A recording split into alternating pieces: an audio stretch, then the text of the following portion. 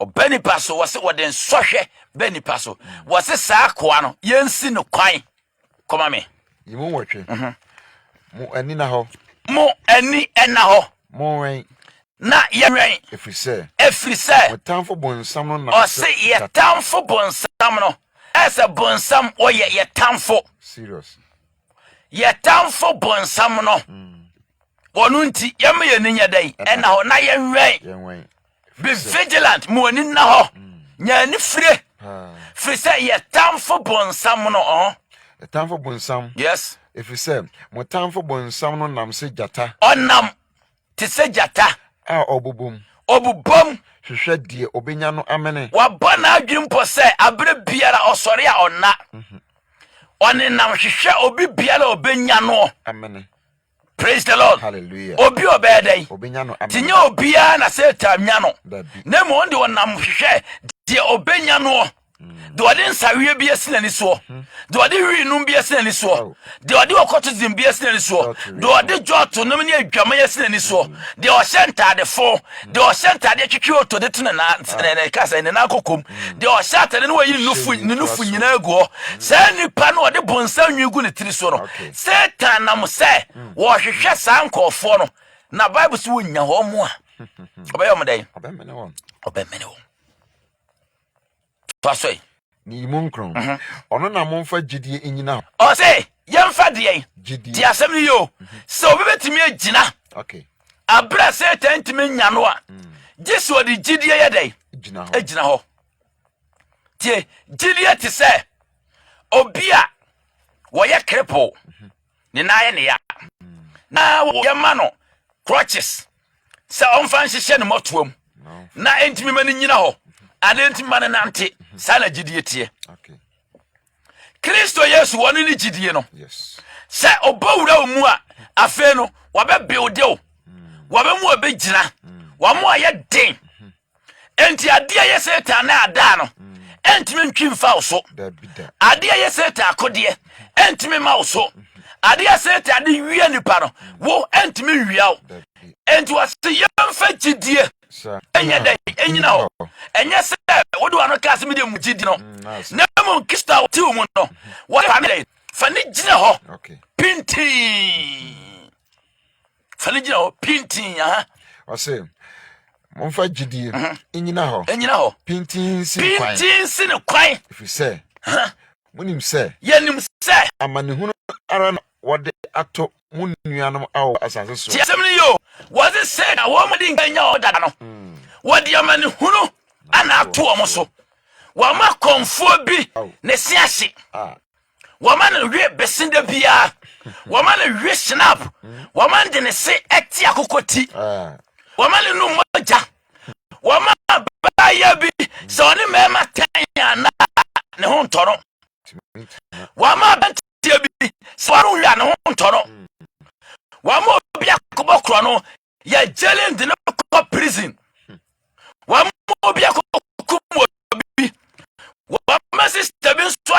ya boss wa ma ya bi din sa wo no wa ma brand bi ya masabati wa sia hunu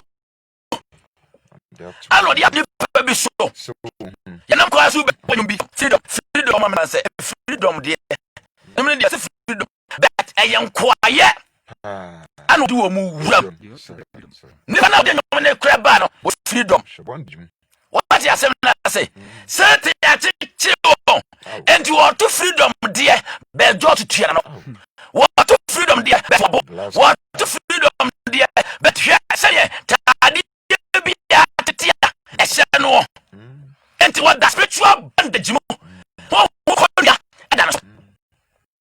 praise the Lord and was a certain no what the man who no ye nuamo e yes no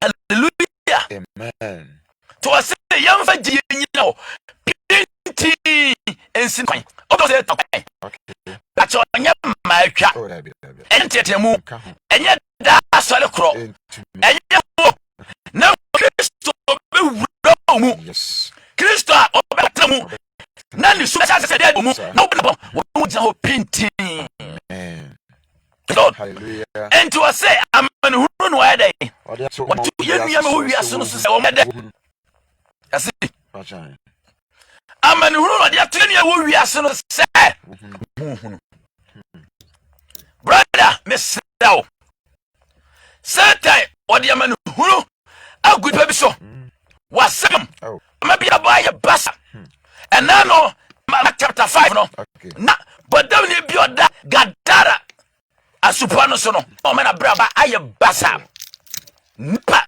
woye numu nyamfo na odi homboni ewu no na odi bo twene ho na no mu twai wase brabo wase na brabo mesraw senke na nyumlei ka be ye ti se batimia so ba Kristo to nsafre no na wato ne ntade fi tugu ye na odwan ba Christ nchaya ka urado obejew beju aframani hunu ekoso asasi so amni hunu ene ababia ye tu bi benya bi na wanya tumi bi adie ntino wone na munuro so ane nsufi do ka say do moto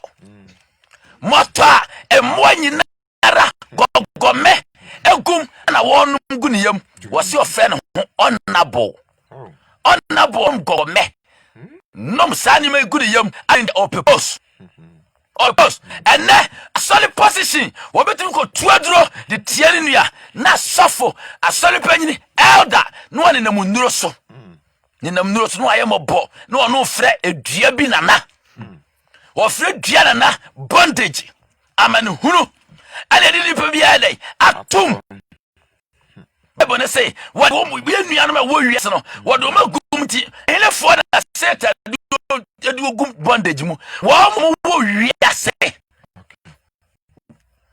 wo mo wiase mu no mo ma dwumpo se wo be fi wiase mu wo be ja wiase ma de yo wo ju wiase abrabo wo be ja wiase ka wo be ja wiase adanfofa wo be ja wiase kutwa sanko for was the bondage aguo what the man who dey ato so praise the Lord mesno was obiara wo wiase biara wo biara fa sa so ne ma bo no bo wo biara onyame ho yesu biara wo the man who kesiye wanka ketwa ana wo die gon so se wo hunu wa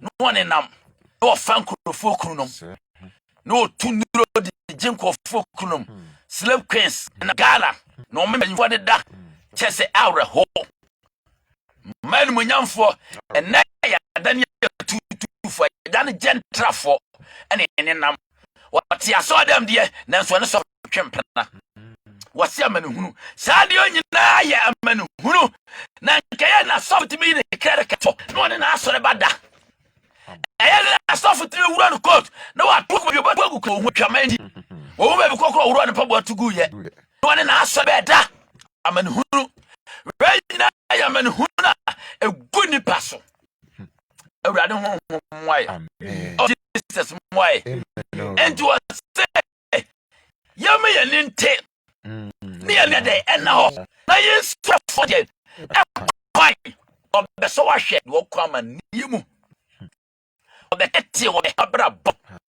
Praise the Lord. Hallelujah. Hallelujah. Amen. First Thessalonians 6. Can carry some First Thessalonians. Yes. Ya pongo my country come Thessalonica for tinum imunsi. First Thessalonians chapter 5 verse number 6. Yes. Verse 6 what you say. Na one act. Bible say enam se Satan nam. Na oboba. Na obepe ni umi ma say. No hwehwe ade ba ko fi yehosi. O say mama ye na say. Wona aka no. Wona wa dai. Aka no. Wada wan sawiem. Oh. Wada wa adwumam. Wada wa kronum. Wada wa aduabo. Wada wa masturbation. Wada wa family planning. Na wada wa kansa bossy mu no. Wa se hwe na yenso ya dai. Ya say wona o tiabosum sumu. Onuani nua wo de ne kwaduro so akuku no onuani nua wone ne tie akunya ba so na osai no onuani nua. Praise the Lord. Hallelujah. Ya onko fo bi ma so no mu adwuma mu na so no mu ba yi dwuma o ma yese ti aka no udi nanim a ehu udi na cha ehu so cha ni mfa hwe ba betu no oduku so udi nanim o ba bi hosi obiku ti se ti aka no na nanim otimi bo ku na chi otimi te san enti udini nchemu nso ani nu yatimi yigu so enti onkofo bi wo ma adwuma m kura no wo no mo ho a masa fabi gina enti wase de ai wase enti mumma ye nasa wa ma ye nasa sankofo mu biara sankofo mu biara wa fa tiasa so hwemfa no wole nyame nyi twaka ade akira no ansa ache no ababa open wo bo samle ya kasai wole nam bechiri niema basa na ekoso wo modam so abodam na mo te asante asoi ase na mumma ye na yen ani na ho brother, be vigilant yen na ho papa mumma ye yo na brother mu ya bre bone mumma ye na brother ye kom no e ye bre mu ya den mumma ye na yen na ho sir na dey free say wona wadada anajo wona wada no wada dey anajo ba cho ye arasabre ye ni anadwum e wo setem bi oni da ho kristoni wada kura wote ho sir wo mo dada anajo. Praise the Lord. Hallelujah. Molinya day. Enna ho. Abribia ye friend sen ne. E friend achie. Moni na ho. Enna. Enya wo abribia la. Eh, men na wo my bom. Wada na ho mo bompai. Yes. But me say. Simple na owura. O fa Bible. Oh David. Bible yi hanki. No Bible no ho. Because in futu aye ho. Ne phone de bie kura no asio acha David koi wase free say ona wadada na jo na wase na wo na wona wo brobro anajo wona wo bro nso mo ye dai wo bro anajo on se nyame asem no oka on feli o David o da ho nya anajo ne ye ai bre ni pa na ni kum anajo ana oda sabre wo de wurawura mu hei sawie pa wa boy kete wa na yeba ayetim ayeba na wo bia ye doje wa bright driver ni doje no mo nso and be sia car no kwa na ye no for wa pintin wo hu se ka ba wo and said the wenya mattress bi no obura na jo. Praise the Lord. Hallelujah. One brother yada obura na jo sanko fund Satan hat wo mo ho oh David one hwehwe mo wa bo degree ya kama wo fanko fo yire Satan ni hu adaje wo ya ne dia dada wo hene o ba ya nso pa kamu na wa brabo nya fe utunro wugun sama abosom Satan wa no wo ya na dan for dada ni nuano what the fear adia se yes mo money ba yi to bi de ana oda te wo dia wo nya no ni nuano wonu praise the Lord. Hallelujah. Enti won ha ho adia wo dai wo asa kan say e guso na dia guso esa trefai no data won fa wo so no won fa gate what told them because suban no ene ponsam no odia wo ye ne ponsam no na wo praise the Lord. Hallelujah. Praise the Lord. To aso mo prayer day wo bra na jo na yena ya de chia na ya de chia ne de mumma yena ni na ho mama ya ni nya day na ho he tie nyame ase no ayo bia no de kasto ayo bia na se tepe no wono wo bo nya na wo dira ba bia da ele ya si de de mu ye nya day na ye ntia Satan onna na onye na home na omere wo se wona onye na home omere gise wa hwe obi ase ansa ti di ogira mu no ane ehwe ase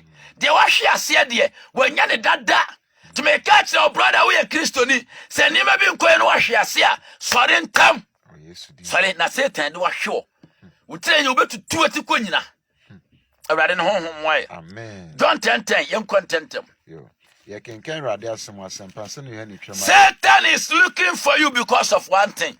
Satan show adeɛ baako bi ntia yɛbɛba so sesi a you can carry some person you any trema. Yes. Tidu imudu. John chapter 10 verse number 10. 10. What you say? Oyifo no ma. Sɛ ɛka sɛ obi yɛ owifo krɔmfo a ɔso ɔma gye sɛ obewia onni time sɛ ɔno no ɔba no abɛtena nkyɛn no ɔbɛdi nkɔmɔ afa Kristo som ho ɔbɛba no na ɔbɛyɛ dɛn obewia na wakum na wasɛe me deɛ nanso Kristo sɛ ɔno deɛ me bae ɔbae na wanya nkwa na wanya no mmoroso wɔ nipa mpɛ na wo dabi na ma owifoɔ na ɔma gye sɛ ɔbɛwia wɔwia deɛ yɛwɔ agyidifo bi a Kristofo bi a Satan awia wɔn wɔso owia ɔbɛkum wɔ honhom fam ɔbɛ destroy na later na ɔbɛfiri asase a honam fam wuo bɛba no na wɔde wato hell asɛw ne ntuma no na gender kura no wɔma gye sɛ ɔbɛwia no wakum no ade wasɛw saa na ɛkɔ mesrɛw mo ani na hɔ na wenie ɔmo boa ɔmo bɛpɛ ɔmo ho anya don't mind them gya ɔmo life for tour na bɔ Kristo soma brabɔ hallelujah amen ti mesrɛw bɔnsɛm ani abere ɔhwehwɛ obi obenya no na wasɛe no Satan is looking for you because of one thing ɛdeɛ bɛ adeɛ na Satan hwehwɛ efiri hɔ no mo a ɛyɛ adeɛ baako a yɛbɔ so yi holiness konkro yɛ ahoteɛ trene adeɛ Satan ne pray wɔ asase so ɛnyɛ ka ɛnyɛ deɛ ɔbɔ mpaeɛ tenten ɛnyɛ deɛ n'asɔ ɛnyɛ asɔle ɔmo congregation dɔɔso ɛnyɛ ɔmo ma biebie branches ahodoɔ ɛnyɛ ɔmo ma biebie school ne bank ɛnyɛ ɔmo mo aburokyerɛ branch o ɛnyɛ ɔmo ne mu asɔre a ekura konkroyɛ abranti okura konkroyɛ ababa okura konkroyɛ Kristo ni a ne konkroyɛ da so yɛ den ekura no saa nipa yi saa deɛ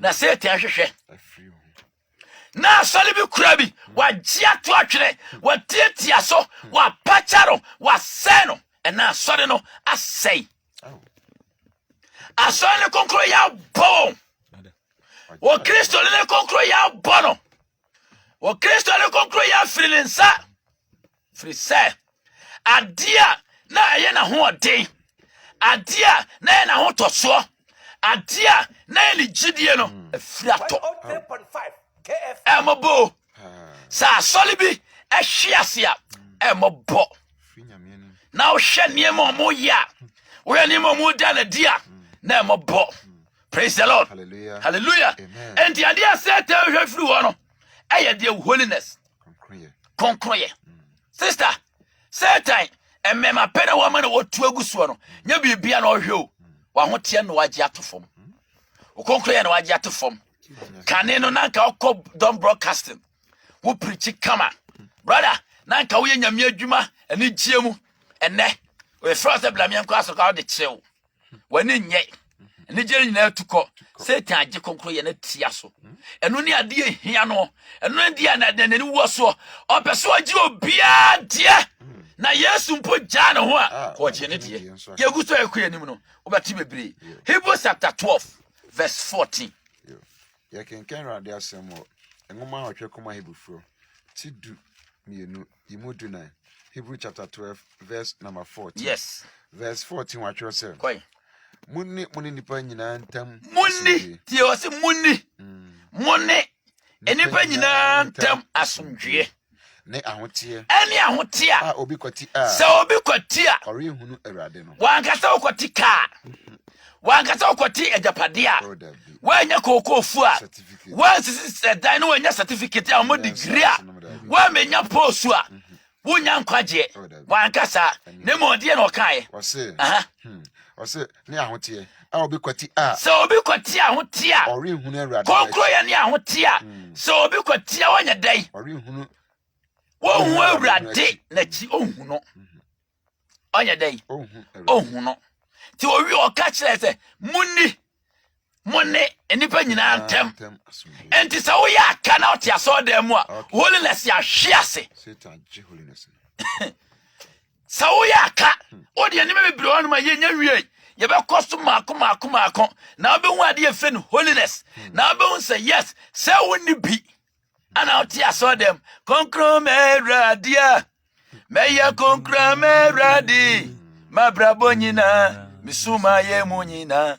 May ya concra me radi. Se una require kai say. Obey ya concra me radi. Oh, abrabonina kai say. Obey concro me radio, concro me radia. Ah, meye concro me radi.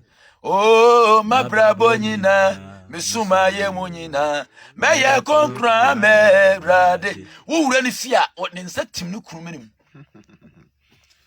What ninsa se no krani ase. Bemani no wan wo wiano. Obani wan na bemani wiano. Was na brabo nyani suma yemu nyinara ye ka se secret place suma yemu na se secret place nyina so be ya konkra ye dai na ade no bie ni ho no mu ana atwetwe be men ade no bie no na atwetwe don se wurawura ho ade o hwe na ne hwa na obi no wura be ma ne dem no akodai konkru ni be ni anso ato atwene woto nyom ne kwa wa adwena se ye to sakeke eya atamu da ho to ase muni Money ni penyina ntem asumdwe. Sa asumdwe ni honum ewo ni penyina ntem na se eni ni. Amfia do aseni, bosome do aseni, na otwe do aseni, enna do aseni na onu kura ko mo nkasaye. Ansa ne be ma na eko. Ansa no ba na eko. Ansa ne nso kwa asore. Oye elder. Oye sofo. Oye deaconess. Oye asore ba. Oye group leader bi, oye singer, wakwasa pupu to, ube fie wanim kasbisi, omuna, safo, oh safo konkron, oh safo me radia, oh safo. Come back camera then. Back cow koto, the nensaso koto dwe, uhuni kuna wujina ho chirebe. Den.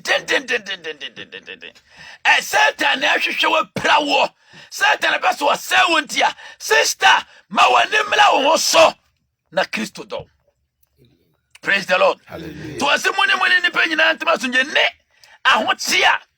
So obi kwati atie adia se te ahwehwe wo se hwe me se ye be kwati enye ka. Dabi. Enye school nya degree. Adia oresi ye be kwati eye konkro ye ne ahotie.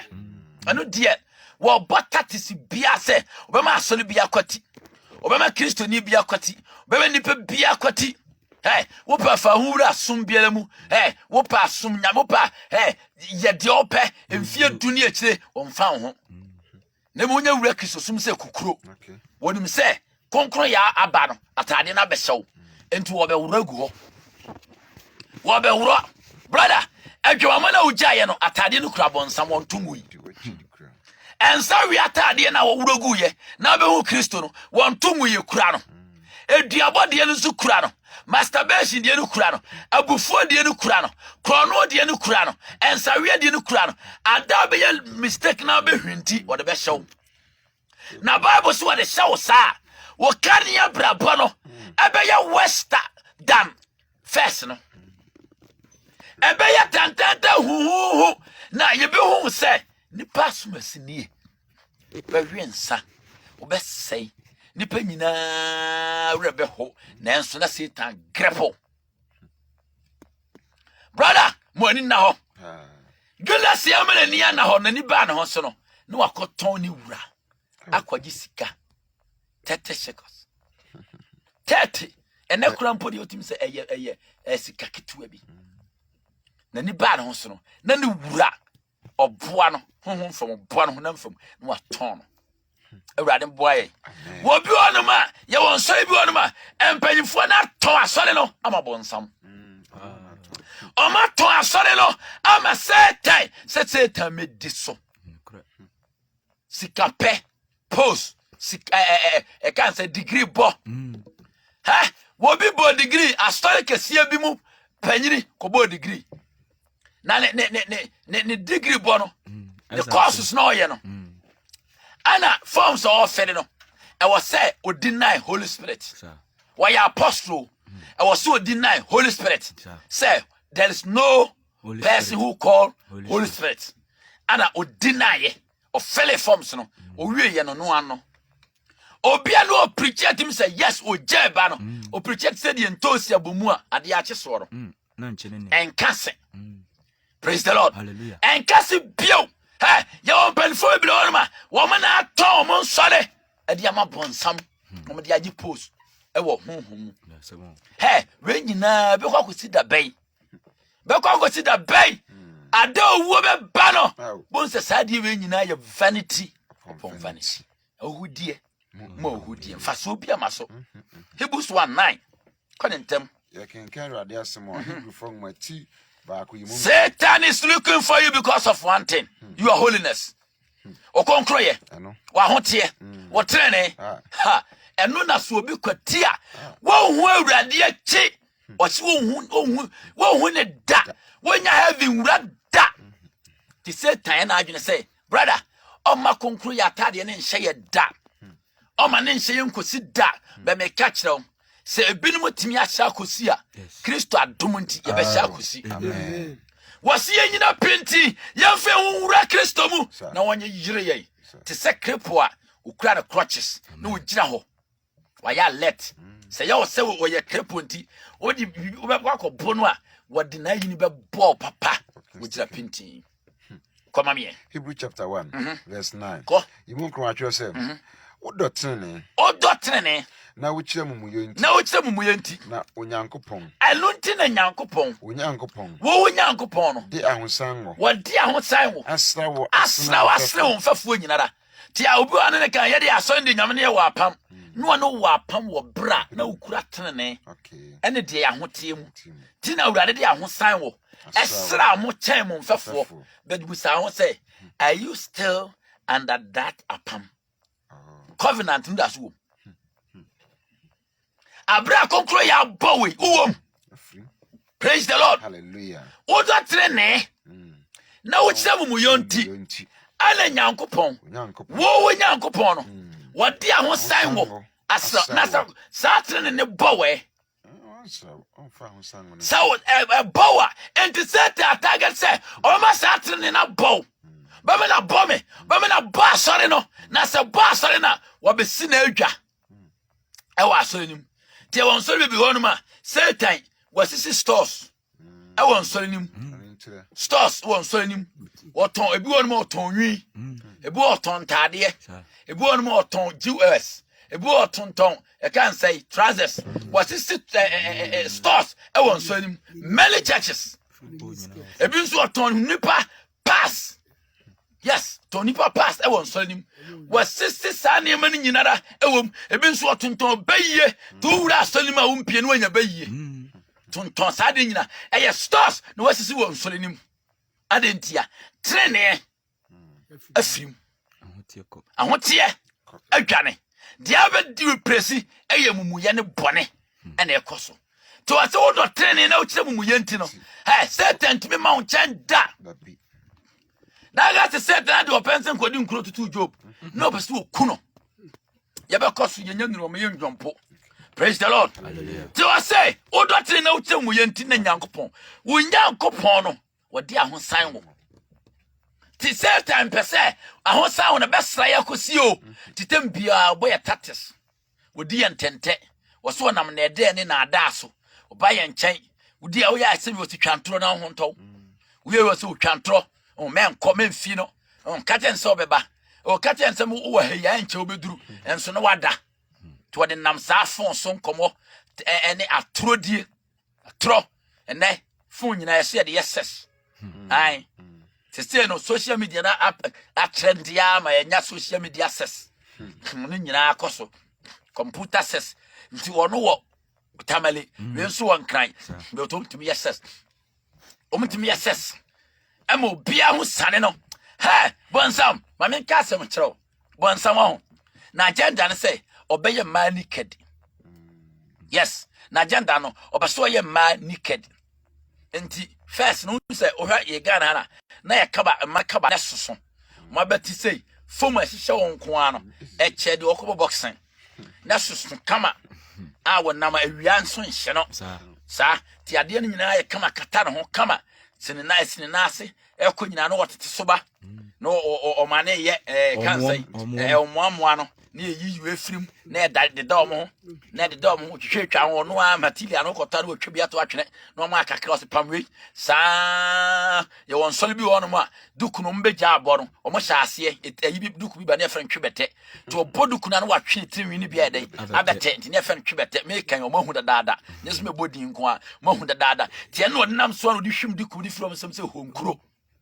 no waje firi omo sem so mmobiom omo se nya hwe omo ato agu twebete na ayo omo saa enti saa na Satan wele watete niam so saa ana watete so asise abeduru se straight dress kwa na wo sha abeduru tight fitting dress Sekurade.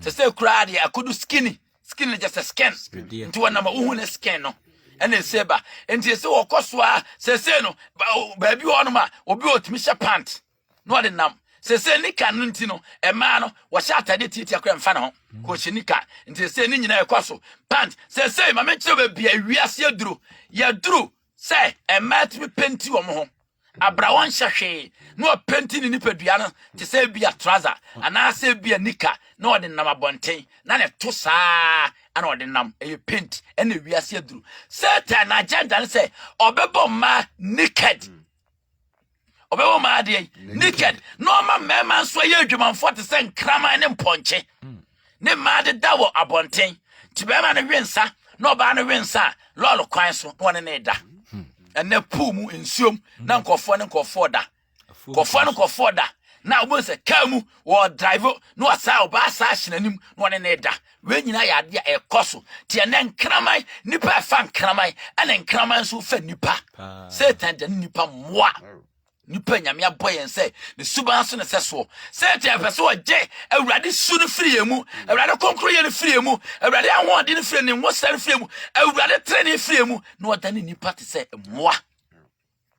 moa praise the Lord hallelujah te mesra mo ani nya dai ena ho na sa kwa we die wa grow papa Isaiah 3:10 Isaiah chapter 3 verse 10 Satan is looking for you because of one thing bonsam ohwehwe me ade ba ko binti ya kenkan rade asem odifo azanwati miensa yimudu yes Isaiah chapter 3 verse number 10 verse number 10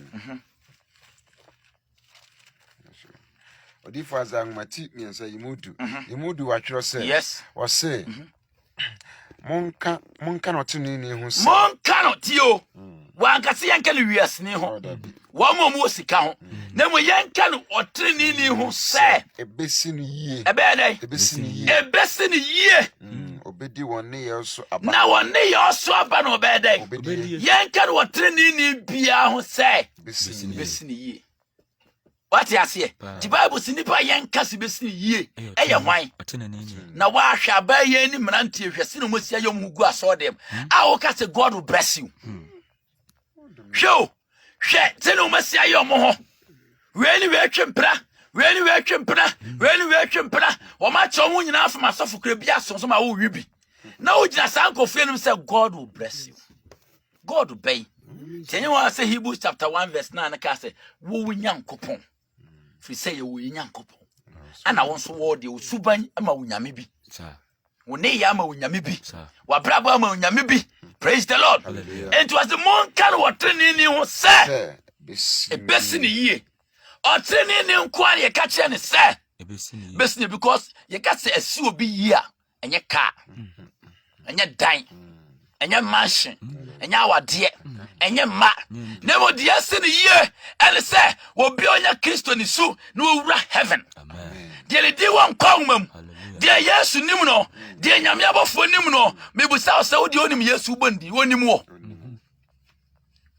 wonim ana ti wo se yankan wotini ni hu say na obedi ne yoso aba tie sa do ho ma Kristo ebikwa ukuru town oyire town o mantam fo nyina tumani asuso na osora hyentade asisimu na ase ana du kura chirichiri utie ana mma so edenden enye Ghana fo a anka menim se nipa se oye ne natural ne mma so eden menim se enye Ghana fa anka menim se nipa nwi esisi ne mma so enti o jali tiriwe hwe a na ne mma so eden Kristo ni na be ka che ni nua o Kristo ni na be ka che ni nua konkru ni se wo ma so edenden o de ma so nya mmere ne fa kɔbɔ nsam gye wo de mu anim nya fɛ ne fa kɔbɔ nsam gye na Kristo nyi wani mu fɛ ana wo de gye wo heaven Kristo wanya ne bank fo ana ahwɛ ma kokɔ ene ma o ma stress o na kokom ene ma o ma hye miniskirt enya sala Kristo o select ne nkɔfo enyo no nye sa entu de ma ho nya fɛ hye ntade ma o shape ni da ho ye no fu go abonten wo mo be select wo no wo be select wo ba Kristo pa twi ne buku dia yenya odin wom yenya te wasi yanka chotene ni bia se de wo fa mu biara obedi wo ni ye osoba abrabona wo bona ni personality ya wono wasi ye wa aba bi ho no ma obedi na eya aba nso ede eya asundua eya hotia ba eya heaven dani je eternal life obedi praise the Lord koi imu dunu wasi boni fo nue odi boye fo de wasi won nue woe unto you, curse be to you. Was one year? I say, oh, wonderful new. Na ebewiye no musio na ne yo so ade wode be ma no. Psalm 25 verse 12 to 14. Psalm 25 12 to 14. Yes, Satan is looking for you because of one thing, holiness. O konkro ye na wodi the cut off speed and what the sign. And what the sound what the sound bia wantimi wasan. Okutwa no ho aba. Onsan yo okutwa no ho ayedai. Aba timoni na ho. Okofa kwan foforo so. What the fa obi so wanyaw. Wo say kofa kwan foforo so. Wotunya fa o yere so, wotunya fa okunu so. Wotunya fa oba so. Wotunya fa okuru mo hene so. Wotunya fa obia so. Abatu ya yekotu e wotumi dia fa so. Wotunya ko fro ka bi e ho an ode be fa so. Ka bi na abufuo di diatem ode be fa obi nyaw. Ti be be fa biara be vigilant. Money na ho. Come on here. Psalm 25 verse 12 to 14. Okay. Ya kenken rade asoma nyom adununum yimu du mienu kosi du na. Yes. Yimu du mienu atwere se onipa biara a osuro awrade no. Bible say nipa biara osuro awrade